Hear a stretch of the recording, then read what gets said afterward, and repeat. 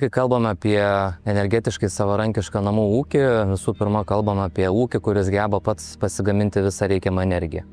Ir energija būtent iš atsinaujinančių išteklių.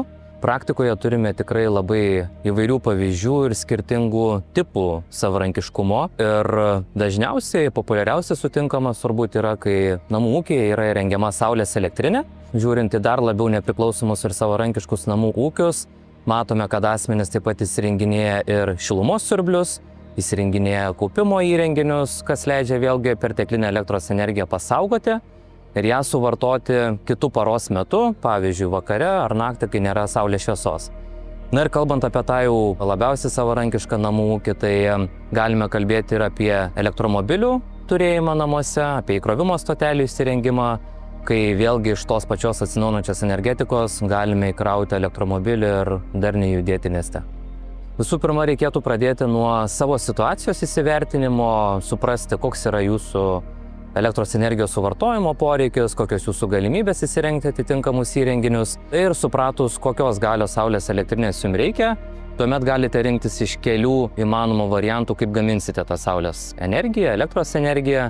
Namuose gyvenantiems asmenims įsirengti saulės elektrinę ant stogo ir taip pasigaminti reikiamą elektros energiją. Ir čia ką svarbu pažymėti, kad viename vartojimo objekte turint saulės elektrinę, ją galima priskirti ir kitam jūsų nekilnojamo turto objektui ir taip pat aprūpinti jį elektros energiją. Kiti variantai, kurie galbūt labiau patrauklesni butuose gyvenantiems asmenims, tai kalbame apie galimybę įsigyti dalį nutolusios saulės elektrinės, kas vėlgi leidžia gauti elektros energiją iš to parko. Ir turbūt pats paprasčiausias variantas ir galimybė namuose, tiek butuose gyvenantiem asmenim, tai įsirengti tą vadinamąją balkoninę saulės elektrinę iki 1 kW, kuri yra įrengiama visiškai paprastai, jungiant į namų energetikos sistemą, paprastuoju būdu į rozetę ir tokiu būdu pasigaminant reikiamą elektros energiją.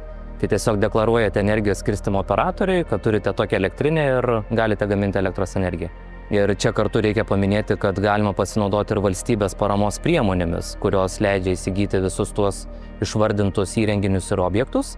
Kalbant apie sąskaitų mažinimą, esant idealiai kombinacijai, sakykime, tinkamai subalansavus jūsų gamybą ir vartojimą, galima pasiekti tą atvejį, kai jūs už elektrą kaip prekę nemokėtumėte visai nieko.